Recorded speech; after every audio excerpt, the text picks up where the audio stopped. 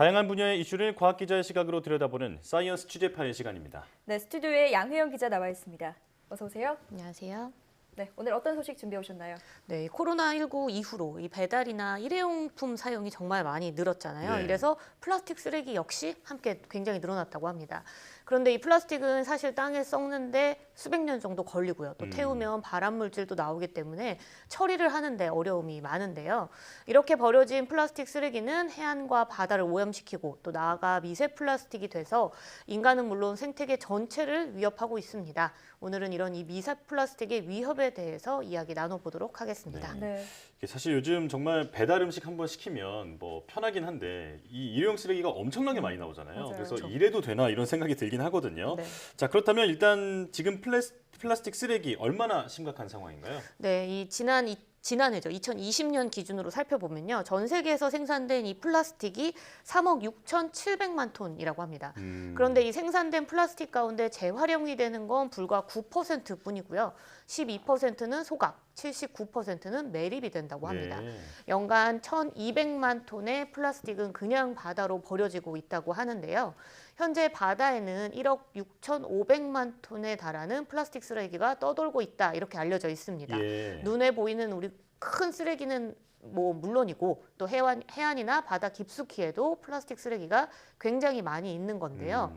문제는 이렇게 바다로 흘러간 플라스틱은 5mm 이하의 크기로 부서져서 미세 플라스틱이 된다는 겁니다. 실제로 사람이 물이나 식품 등을 통해서 일주일 동안 섭취하는 미세 플라스틱은 약 5g, 그러니까 신용카드 한 장 정도라고 알려져 있습니다. 아, 네. 우리가 일주일에 신용카드 한 장 정도의 미세 플라스틱을 섭취를 하고 있었다니 정말 놀라운데요. 네. 자, 그런데 어떻게 해서 우리가 미세 플라스틱을 섭취하게 되는 건가요? 네, 이 플라스틱은 사실 자연 상태에선 거의 안 썩는다 이렇게 보면 되거든요. 수백 네. 년이 걸리기 때문에. 다만 마모, 마찰, 빛이나 미생물들에 의해서 5mm 이하의 미세 플라스틱으로 잘게 쪼개지는 겁니다. 네. 여기에 또 화장품이나 치약 등 처음부터 아주 작은 알갱이로 만들어진 이 미세 플라스틱들도 더해지기 때문에 이렇게 모인 미세 플라스틱이 그러니까 바다로 결국엔 흘러가게 되는데 플랑크톤이나 물벼룩 등이 미세 플라스틱이 굉장히 작고 반짝여서 먹이로 착각하고 많이 흡수한다고 합니다. 네. 이후 이 작은 물고기들을 거쳐서 먹이사슬 최상위 인간에게 누적이 되고 우리의 건강을 위협하게 되는 거죠. 해양과학기술원이 지난 2016년부터 올해까지 해양생물에서 이 미세 플라스틱 검출률을 조사를 해봤는데요. 어류 6종과 조개류인 바지락에서 예외 없이 모두 미세 플라스틱이 검출됐습니다. 네. 또 목포대 연구진은 2017년과 18년 시중에 판매되는 천일염을 분석을 해봤더니 국내산 외국산 6종 모두에서도 미세 플라스틱이 함께 검출됐다고 합니다. 네, 사실상 해산물을 먹으면서 미세 플라스틱도 함께 먹고 있었다 이렇게 보면 될 것 같은데요. 자, 그런데 이런 미세 플라스틱이 아이들 몸에서도 많이 발견이 된다면서요? 네, 그렇습니다. 이 미세 플라스틱이 어른보다 또 영유아에게서 굉장히 많이 미치는 영향도 크고 많이 발견됐다는 건데요. 지난 9월 미국과 중국의 공동 연구진이 사람이 미세 플라스틱에 얼마나 노출돼 있는지 확인하기 위해서 뉴욕에서 갓 태어난 신생아 3명과 1살이 된 유아 6명, 또 30살에서 55세까지 한 10명 정도를 무작위로 선정을 해서 대변 검사를 실시했습니다. 네. 그 결과 이 생수병 등 우리가 가장 많이 쓰이고 있는 플라스틱인 이 페트의 농도가 성인보다 오히려 유아에게서 10배 이상 높은 것으로 나타났는데요. 예.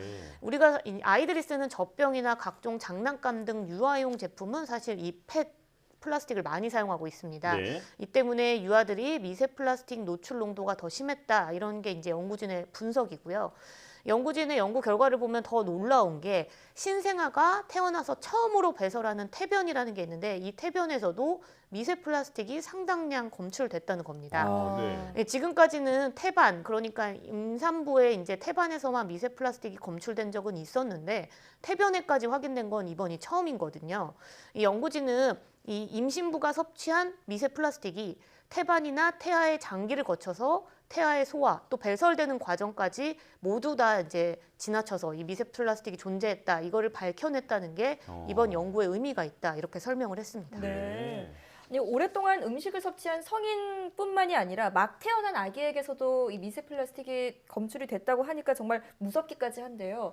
자, 그렇다면 미세 플라스틱이 인간에게 미치는 영향은 어떤 게 있을까요? 이 안타깝게도 사실 이 미세 플라스틱이 인체에 어떤 영향을 미치는지는 뭐 연구가 사실 진행 중이기 때문에 정확히 알려진 바도 없고 확실하게 대답하기도 어렵습니다. 네. 다만 이 최근 세포 실험이나 뭐 동물 실험 결과를 보면요, 체내로 들어온 미세 플라스틱이 다양한 문제를 일으킨다, 이 정도까지는 확실하게 알려져 있고 확인이 됐는데요. 이 우선은 그 미세 플라스틱의 흡수 경로가 세계 최초로 국내 연구진에 의해서 밝혀졌습니다. 한국원자력의학원 연구팀이 실험 쥐에게 방사성 동위원소를 묻힌 미세 플라스틱을 섞은 물을 딱 한 번 투여를 해서 실험을 해봤습니다. 이후 이 펫 촬영을 통해서 시간대별로 몸속에 들어간 미세 플라스틱이 어디에 있는지를 살펴봤는데요. 예. 1시간이 지나자 온몸에 미세 플라스틱이 퍼진 것을 확인할 수 있었습니다. 네. 특히 뭐 소화기관인 위와 장은 물론이고요. 심장이나 폐, 뇌, 생식기 등 전신에 미세 플라스틱이 퍼진 것을 확인한 건데요. 이번 연구 결과에 대해서 연구진의 설명을 직접 들어보겠습니다. 펫 실험 결과 예상했듯이 위와 장으로 많이 갔고요. 그리고 24시간째 이미 전신으로 다 퍼져나간 것을 확인하였습니다. 예상과 달리 전신으로 퍼져나가는 것을 관찰했습니다. 뇌, 신장, 간 등을 포함해서 우리가 생각할 수 있는 모든 장기로 퍼져나가는데 이런 데이터를 기반으로 우리가 각각 예를 들어서 뇌에 어떤 영향을 미치는지 그리고 위에 어떤 영향을 미치는지 이런 것들을 추후 계속 추적 관찰할 수가 있을 것 같습니다. 놀랍네요. 이게 사실상 혈액이 가는 곳이면 모두 다 미세 플라스틱도 따라간다. 네, 이렇게 보면 되겠는데요. 자, 이렇게 퍼진 미세 플라스틱이 우리 몸에 어떤 영향을 주는지는 계속 연구가 진행되고 있는 거죠. 네, 그렇습니다. 또 다른 국내 연구진도 이제 연구 성과, 미세 플라스틱에 관련된 연구 성과를 냈는데요. 이 미세 플라스틱이 뇌에 쌓여서 신경 독성 물질이 될 수 있다는 사실을 밝혀냈습니다. 네. 이 디지스트 연구팀이 동물 실험을 통해서 이를 입증한 건데요. 연구진은 이 마이크로미터 이하의 미세 플라스틱을 7일 동안 이 실험쥐에게 먹게 했습니다.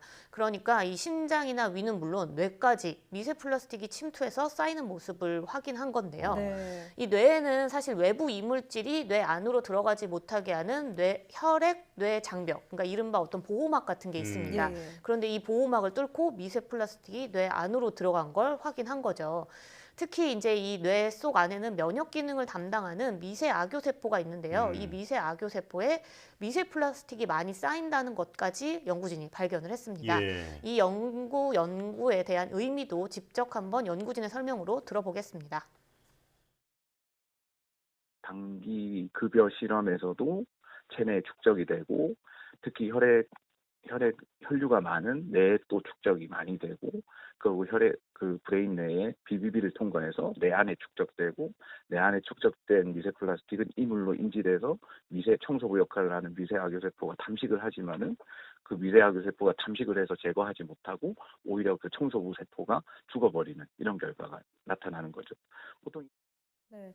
자, 미세 플라스틱이 인체에 미치는 영향이 정확하게는 지금 밝혀진 바가 없습니다만 지금까지 나온 결과만 봐도 큰 문제가 될 것 같거든요. 대책이 없을까요? 네, 안타깝게도 이미 체내에 들어온 미세 플라스틱이 완전히 배출되는 방법 또는 완전히 없애는 방법 이런 거는 뾰족하게 이제 대책이 없습니다. 또 유일한 대책이라고 보면 결국에는 플라스틱 생산부터 이 사용 이런 거를 이제 줄이는 것밖에 방법이 없는 건데요.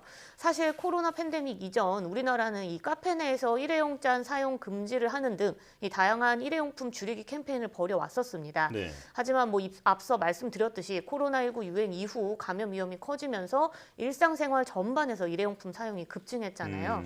결국 개개인이 스스로 나서서 일회용품 사용을 줄이고 또 그 일회용품을 사용하지 않으려고 노력하는 방법밖에 없는 실정입니다. 네. 사실 바다는 하나로 연결돼 있으니까 이게 한 나라만의 문제도 아니잖아요. 네, 기후 변화 문제처럼 이것도 지구촌이 함께 대응해야겠다는 생각이 듭니다. 사이언스 취재파의 양회영 기자와 함께했습니다. 고맙습니다.